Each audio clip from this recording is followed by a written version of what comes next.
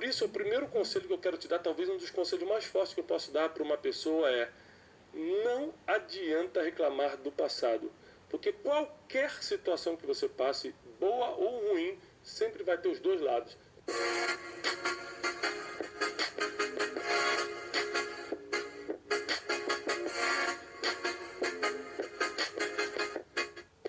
Bem-vindos a mais um Brunecast. Hoje eu estou sozinho porque hoje eu quero passar um pouquinho da minha história, da minha experiência e como se constrói, pelo menos baseado no que eu vivi, uma vida de equilíbrio em todas as áreas, uma vida de liberdade em todas as áreas. Realmente é uma conquista, é uma luta para que você conquiste isso, mas é possível. Para quem não sabe, eu nasci no dia 2 de fevereiro de 1981, na cidade de Corumbá, Mato Grosso do Sul, porque meu pai, que é militar, estava servindo a Marinha em Ladário, que é a cidade ao lado, e ali eu nasci. Meus pais são cariocas, então eu nasci, fiquei, 4, 5 meses em Corumbá e já voltei para o Rio e fui criado no Rio de Janeiro a minha vida toda. Ali no Rio de Janeiro, no subúrbio, eu tive algumas experiências interessantes. Primeiro, é importante lembrar que meu pai, além de militar, assim como meu avô, que também era oficial militar, tanto meu pai quanto meu avô eram pastores por vocação. Então eles tinham a profissão militar, né? Eles eram militares por profissão e pastores por vocação. Então eu tive uma criação assim rígida, tanto no sentido militar, que meu pai queria que eu e meus irmãos acordássemos cedo, lavássemos o quintal, cuidássemos de um monte de coisa antes da escola. Então assim, antes da escola eu já estava cuidando de coisas de casa, por exemplo, isso desde jovenzinho. Quando eu digo rígida, eu não falo duro. Meu pai nunca foi duro no sentido de nos maltratar ou de não dar amor, nunca faltou com respeito. Eu digo rígido no sentido de disciplina, né? E ele sempre exigiu muita disciplina da gente. Então a gente cresceu num ambiente, eu cresci com uma mente, por um lado, a disciplina militar e religiosa me deu um destino, por outro lado, limitou muito a minha forma de pensar. Por isso, o primeiro conselho que eu quero te dar, talvez um dos conselhos mais fortes que eu posso dar para uma pessoa é: não adianta reclamar do passado, porque qualquer situação que você passe, boa ou ruim, sempre vai ter os dois lados. Assim, como é que pode ter uma situação ruim em nascer no berço de ouro, em viajar de primeira classe e ter tudo que eu quero? Tem várias situações ruins nisso. Tem que a maioria das pessoas que são herdeiras, por exemplo, não tem força de vontade, não tem determinação para tocar o negócio. Por quê? Porque não passaram por dificuldade suficiente para saber para onde elas vão voltar se falharem. Então, toda criação, eu sei que às vezes você teve uma criação difícil, às vezes você nem conviveu com o teu pai, cada um tem uma situação, uma história triste ou boa para contar da infância, mas toda infância, toda história tem um lado bom e tem um lado ruim. Então eu posso ficar 1 hora falando do lado bom da minha infância, posso ficar 1 hora falando do lado ruim. Quer ver uma coisa que é boa e ruim ao mesmo tempo? Tem coisa que consegue ser boa e ruim ao mesmo tempo. O meu pai lutava muito para a gente estar inserido em círculos de pessoas onde a gente ia aprender coisas, né? Então, por exemplo, ele fazia um esforço para botar a gente no clube naval, né? Só ia assim os oficiais superiores da Marinha. Era uma coisa assim muito chique na época, né? Muito honrosa. Aí meu pai fazia todo o esforço para a gente ser parte do clube. O problema é que no clube ali, você chegava, todo mundo chegava de carro importado, todo mundo ia para jogar tênis. A gente não tinha dinheiro nem para comprar chuteira para jogar futebol, quanto mais raquete de tênis. Então começou um grau comparativo muito ruim nas minhas emoções, nas emoções dos meus irmãos. Então pega isso aqui, ó. Não é bom seu pai fazer um esforço para te colocar num lugar super top, para você sempre desfrutar do melhor? É ótimo. Só que por outro lado tem um lado negativo, as comparações. Então eu não soube lidar com isso. Acabou que frequentar esses lugares, por um lado, me inspirou, porque eu sabia que tinha um lugar melhor do que o subúrbio do Rio de Janeiro, onde eu fui criado. Eu sabia que tinha um lugar onde as pessoas pensavam mais amplamente, sabe? Tinham visão de futuro, ao contrário dos meus amigos de bairro ali. Aliás, esses dias, como eu falei, eu tenho 39 anos, né? Então eu fiquei 34 anos, mais ou menos, nesse bairro. 34 anos da minha vida eu fiquei nesse bairro, 33 anos da minha vida eu fiquei nesse bairro. E eu voltei lá recentemente, porque eu fui fazer um evento no Rio, fui dormir na casa dos meus pais, encontrei pelo menos assim, dos meus 15 amigos de rua, dessa época, encontrei pelo menos 3 no mesmo lugar de 30 e poucos anos atrás. Um parado no portão sem camisa, olhando para nada, o outro lavando o carro que ele fazia desde pequeno, ele sempre estava lavando o carro dele, que é o mesmo carro de 30 anos atrás. Acredite se quiser, as pessoas estavam no mesmo lugar. Então, não é o que aconteceu na sua vida, na sua infância, não é o bairro que você veio, não é como seu pai te criou, não é se você estudou em escola boa, escola ruim. Eu estudei em escola pública, né? Por que eu estudei em escola pública? Meu pai fez um esforço para botar a gente nas melhores escolas e eu sempre era reprovado, repetia de ano. Chegou uma hora que ele, entre aspas, desistiu. Ele falou: olha, Thiago, não dá mais. Seus irmãos vão continuar na escola particular, você vai para a pública. E ainda assim eu repeti mais uma vez na pública, você acredita? Então, tipo assim, ó, não tem esse negócio, o cara é um gênio, o cara é acima da média. Não é mentira. Eu vim das mesmas dificuldades, vim cheio de problema, déficit de atenção, repetia de ano, matava a aula para jogar fliperama na esquina, tinha todos esses problemas. Quantas vezes minha mãe foi me pegar pelo cabelo lá no fliperama, porque ela descobriu que eu estava matando a aula, porque sempre tinha uma irmã da igreja passando que me via. Ser filho do pastor tem esse problema, né? Que as pessoas te reconhecem em qualquer lugar.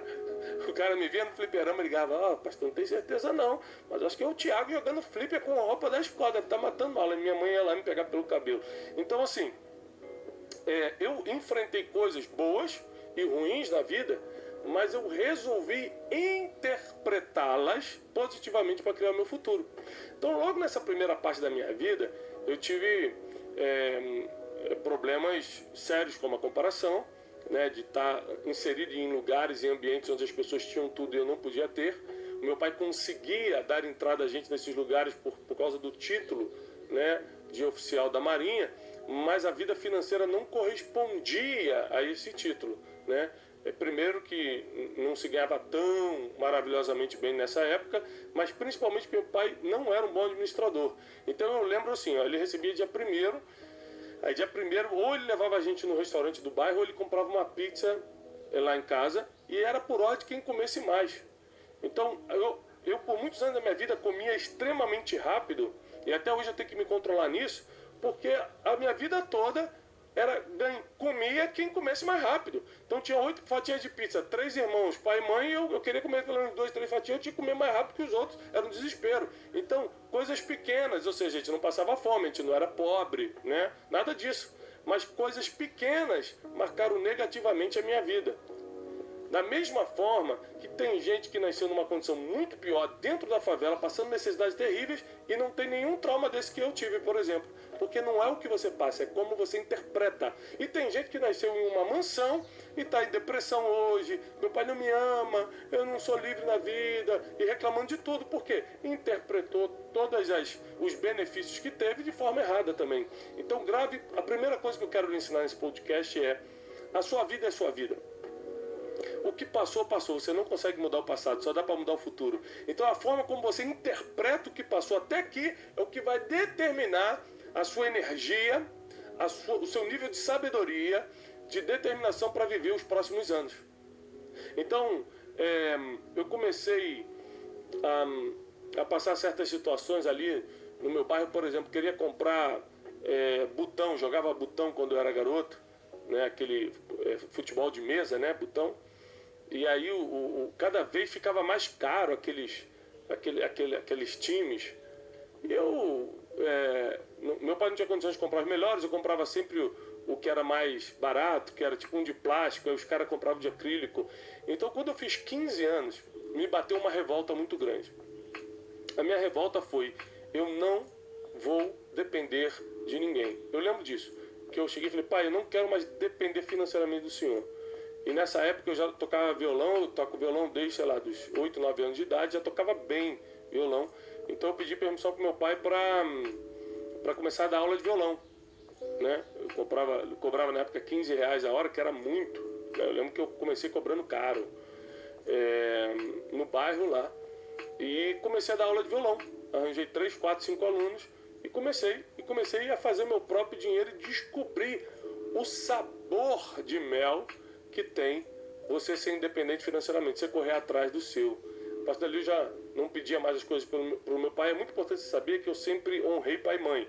Claro que eu discuti com eles muitas vezes, bati de frente muitas vezes, desobedeci muitas vezes, mas eu sempre honrei no sentido de que no final das contas eu eu baixava a cabeça, no final das contas eu pedia perdão, eu sempre cumpri o princípio de honrar pai e mãe, e até hoje é assim, tá? Então, de forma alguma eu quero vender uma imagem que eu era perfeitinho, não, eu tive uma adolescência complicadíssima, desobedeci meu pai várias vezes, várias situações assim, bem complicadas, pulava um muro de casa, eu queria sair com meus amigos, eu nunca fui na adolescência de ir para baile, para essas coisas, nunca gostei de aglomeração, né? Nunca mesmo. Mas uma vez, uns amigos meus da escola, a gente estava na sexta série, me convenceram a ir para um baile, aquele baile funk do Rio de Janeiro, e aí eu acordei, esperei meu pai dormir, eu já dormi de roupa, né? Só me cobri com um cobertor, eles entraram no quarto, se despediram. Quando eles dormiram, eu tirei o cobertor, já estava arrumado, pulei a janela, pulei o muro, encontrei meus amigos na esquina e fomos pro baile do Melo Tênis Clube ali em Vila da Penha, onde eu morava. E aí eu tava na fila, crente que eu ia assistir meu primeiro baile, de repente vem uma mão assim no meu ombro. Era minha mãe falando, vamos pra casa agora! Quem descobriu? A irmãzinha da igreja estava vendendo bala na esquina do Melo Tênis Clube, me viu, ligou. Olha, Fanny, não tenho certeza não, mas eu tô achando que é o Thiago na fila do baile funk. Aí lá foi o Thiago apanhar de novo da mãe e tudo. Então, eu sempre, de alguma forma, ou seja, eu desobedeci, mas baixei a cabeça, pedi perdão e tudo. Ou seja, é muito importante você ser uma pessoa de princípios. Mesmo que a gente não seja perfeito, e eu não posso dizer que é possível ser perfeito, porque não é perfeito só Deus, mas é possível você, independente das suas imperfeições, buscar cumprir os princípios. E eu sempre fui assim. Eu sempre, independente das minhas imperfeições, são muitas, eu sempre busquei seguir os princípios, cumprir os princípios, e por isso hoje eu vivo as promessas divinas na minha vida. É importante você saber disso. Então, eu cresci nesse ambiente. Meu pai me levando à igreja, meu pai obrigava a gente à igreja, né? O que antes eu achava ruim, hoje eu acho que foi bom porque me expôs a um ambiente onde na adolescência e na juventude me fez tomar decisões mais maduras, né? Por exemplo, porque tinha aquelas vigílias, meu pai levava um colchonete para a gente dormir na igreja, não tinha negócio de, vou ficar em casa jogando videogame, pai, não. A gente levava um colchonete, passava a madrugada na igreja. Tinha congresso, meu pai levava a gente. Meu pai expôs muita gente a congresso, a conferência. Então foi assistindo isso que pela primeira vez eu desejei um dia pregar. Se hoje você já assistiu uma mensagem minha no YouTube, é por causa desse tempo aí de infância que eu era exposto a ficar assistindo isso. Tem gente que quer ser jogador de futebol e não tem problema. Tem criança, né, que quer ser jogador de futebol e não tem problema nenhum, porque vê muito futebol. Eu queria ser pregador porque eu via muitos pregadores.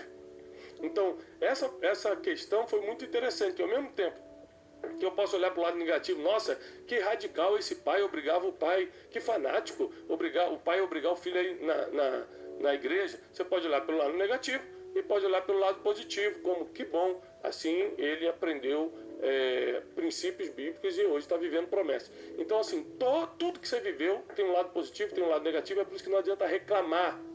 Até porque reclamar não muda nada. Eu nunca vi alguém reclamando mudar o passado ou mudar o que passou. Já era. Então o negócio é você interpretar isso da melhor forma possível, repito, para poder construir o seu futuro. Então, com 15 anos eu decidi começar a dar aula de violão. Fiquei talvez uns 6, 8 meses trabalhando com isso até descobrir o que realmente eu queria, que era trabalhar em estúdio na época de gravação. Fiz contato com o Pedrinho, que é meu amigo até hoje. E o Pedrinho deixou eu trabalhar no estúdio dele, que era o melhor estúdio de gravação do Rio de Janeiro. Gravava todo mundo lá, gravava Djavan, gravava as novelas da Globo, do gospel gravava todo mundo. Então eu comecei como enrolador de cabo, ia lá para ser um hold, que a gente chama, o cara que montava a bateria, que enrolava os cabos. Ficava ali até ir pegando a confiança, aprendendo, e virei técnico de gravação. Depois comecei a aperfeiçoar, a tocar teclado e tal. E aos 19 anos eu já estava produzindo CD, gravando, fazendo dinheiro produzindo, sendo técnico de gravação. E eu descobri nessa fase a importância de você lutar pela sua independência financeira. E outra coisa que eu descobri também, esse estúdio ficava no melhor bairro do Rio de Janeiro, pelo menos assim, no mais emergente, né? Na Barra da Tijuca. E então, esses 4 anos que eu trabalhei ali, quase 5, eu fui exposto a muita coisa boa. Eu pela primeira vez comi em restaurantes bons, porque era a realidade do bairro. Pela primeira vez eu comia o chocolate mais caro, Sabe essas coisinhas? Tem um livro chamado O Segredo da Mente Milionária que fala sobre isso, né? Que se você quiser ter mentalidade rica, você tem que ir a lugares onde eles frequentam para você entender isso. Eu li esse livro anos depois e me identifiquei, porque lá na Barra da Tijuca, mesmo morando no subúrbio, eu pegava 2 ônibus para ir, 2 ônibus e uma Kombi. Né? Para quem não sabe, o Rio de Janeiro até hoje adota a Kombi como sistema de transporte. É bem engraçado isso, mas tem até hoje. E pegava 2 ônibus e uma Kombi para chegar no estúdio, fazia todo esse esforço. Eu lembro que quando eu comecei a trabalhar lá com 15 anos, minha mãe olhou para mim e falou assim: Thiago, você pode até tentar, mas você não vai aguentar não, porque você é muito mole, você não vai aguentar. E eu fiquei 4, 5 anos lá, e aí depois minha mãe... É engraçado que eu podia ter visto isso como minha mãe quer o meu mal. Não, eu vi como um incentivo. Minha mãe vai ver que eu vou até o final. E quando eu fui até o final, eu falei: viu, mãe, foi até o final. Ela falou: verdade, você conseguiu. Porque eu saí de lá já como gerente, saí de lá para poder ir passar um tempo na Europa. Eu fiquei quase 2 anos em idas e vindas na Europa. Fui trabalhar também, fui servir como missionário em algumas igrejas, fui trabalhar como músico, lavei tapete na Suíça, e fiz tudo que tinha que fazer para sobreviver. E na época isso foi muito bom porque criou uma independência agora emocional. Presta atenção. Aos 15 anos eu entendi a importância da independência financeira. Aos 19, quando eu fui para a Itália, eu fiquei em Itália e Suíça, principalmente nesses 2 anos, eu descobri a importância da independência emocional. Por exemplo, o cordão umbilical dos meus pais. Eu era muito dependente emocionalmente dos meus pais. E agora eu estava lá, não tinha para quem chorar. Passava por humilhações, passava por apertos, passava por situações difíceis, não tinha para quem chorar. Eu tinha que chorar dormindo, engolir e amadurecer. E foi apanhando nesse período, morando fora do país, né, que eu amadureci bastante. E quando eu voltei da Europa, passou um tempo, eu conheci Janine, a gente começou a namorar. Eu tinha já aí 22 anos, ela tinha 15. E a gente começou a namorar, nos conhecemos na igreja. E eu voltei a trabalhar no estúdio. Quando a gente percebeu que queria casar, eu descobri que música não dava o dinheiro que eu queria na época para casar. Então eu comecei a trabalhar de vendedor autônomo. Foi outra grande virada na minha vida. Gente, tem viradas na sua vida que você não ganha dinheiro. Tem viradas na sua vida que parece que a fase é pior do que antes. Mas quando você olha no final, você vê que aquilo foi uma virada. Por exemplo, eu ter largado a música para começar a ser vendedor, eu comecei na rua para vender empréstimos, seguros, ficava no centro do Rio de Janeiro distribuindo panfleto. Eu achava isso uma vergonha, eu ficava assim: caramba, meu pai é oficial da Marinha, eu tenho que ficar passando por isso aqui e tal. Mas eu passei porque tem o seguinte: o orgulho, ele impede o pobre e o rico, tá? O cristão e o muçulmano. O orgulho é inimigo de todo mundo e impede de qualquer um. Então, se você ficar orgulhoso por qualquer coisa, né, você às vezes pode perder uma grande oportunidade. E uma das grandes oportunidades que aconteceu na minha vida foi essa época de vendedor, porque eu aprendi que tinha poder na venda. Que a venda era muito poderosa para prosperar alguém. Então eu descobri que a venda era democrática. A venda qualquer um, sendo filho de qualquer um, tendo qualquer passado, tendo faculdade ou não tendo, sendo negro ou sendo branco, sendo cristão ou sendo ateu, qualquer um poderia vender e ganhar dinheiro. Então foi uma virada de mentalidade, porque no final da história, a minha vida foi baseada em mudanças de mentalidade. Toda vez que virou uma chave na minha mente, toda vez que mudou minha mentalidade, mudou a minha história. Então, na minha infância eu percebi que eu não queria ser, infância para adolescência, eu percebi que eu não queria ser uma pessoa dependente de alguém financeiramente. Aos 15 anos comecei a dar aula. Aí depois eu vi a oportunidade do estúdio, depois vi a oportunidade de morar na Europa, ali entendi a importância da independência emocional, de você realmente amadurecer emocionalmente. Eu tinha muitos problemas emocionais, continuei tendo, porque a minha libertação emocional mesmo acontece já aos 30 e poucos anos. Né? Eu já tinha, 5 anos, 6 anos casado com a Janine, quando eu comecei a realmente ser liberto emocionalmente. Isso é outro podcast, é outro dia que eu conto essa história. Hoje eu quero contar com vocês até meu casamento só. Então, eu comecei a namorar a Janine, voltei para o estúdio para trabalhar, para poder me fortalecer financeiramente, mas na verdade descobri que não dava. Fui para a rua virar vendedor. Ali nasceu uma esperança, porque eu descobri que a venda é democrática. Eu falei: cara, é isso que eu quero ficar independente, quero trabalhar. Paralelamente, eu sempre servi na igreja, né? Então, os finais de semana eu estava lá no culto jovem, Meu pai pedia para eu dar uma palavra no culto jovem. Meu pai era o pastor da igreja, a igreja era muito pequenininha. Então, só para você entender da onde vem a minha origem, por exemplo, como pregador. Eu sempre fui exposto a isso, meu pai sempre me incentivou a isso. Antes a gente era de uma igreja muito grande, né, onde meu pai era pastor auxiliar, então ali a gente assistia grandes conferências, tinha contato com grandes nomes, e depois meu pai começou a própria igreja, pequenininha, e foi ali que eu comecei a atuar mais como músico e até como pregador, sim, só dentro da igreja. Então, paralelamente eu estava ajudando na igreja, mas profissionalmente eu estava ali na rua vendendo, no centro do Rio de Janeiro.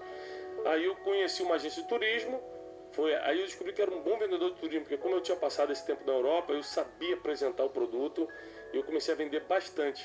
Então ali eu cheguei em casa um dia, liguei para a Janine, na época não tinha celular, era só telefone normal.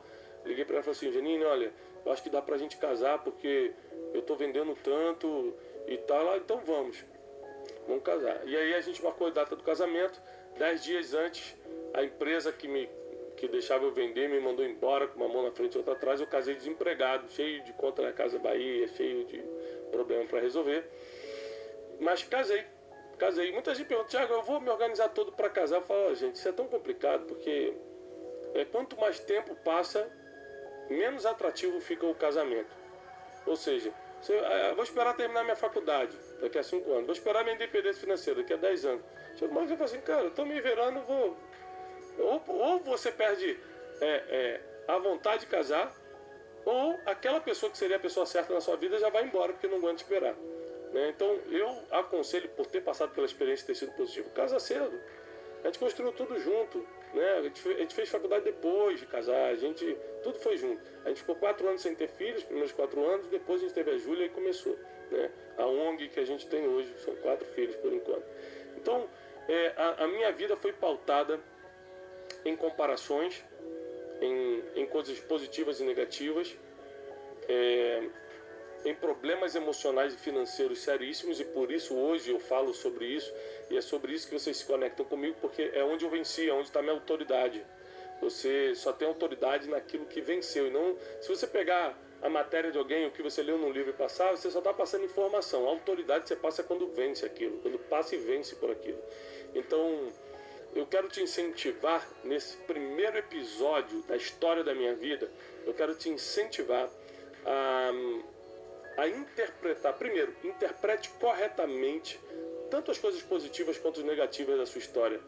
Segundo, dê o seu grito de independência na área financeira e emocional. Enquanto você estiver dependendo de alguém, financeiramente, emocionalmente, eu garanto que você vai estar vivendo uma prisão, você vai estar se sentindo um escravo, e isso é terrível para as emoções e terrível também para a sua vida financeira. E terceiro, mesmo que você seja um grande empreendedor, nunca se desconecte dos princípios. O que me manteve... Gente, eu cometi muitos erros, eu passei por situações muito difíceis na vida, mas o que me manteve de pé, porque vence quem fica de pé, né? O que manteve de pé foi eu ter sido fiel aos princípios que eu aprendi lá na minha infância, os princípios bíblicos, a esse tempo que meu pai me expôs a palavra. Não tenha dúvida que se você tomar a decisão de se expor mais à palavra de Deus do que a qualquer outro conteúdo, você fica de pé sempre. Então, esse é o nosso podcast de hoje, espero que tenha te ajudado. Convido todo mundo para assistir esses episódios, porque eu decidi aqui, eu e você, abrir meu coração de tudo que eu já passei na vida até hoje, até os 40 anos, para poder edificar você e te dar um pouco mais de conhecimento. Até o próximo episódio.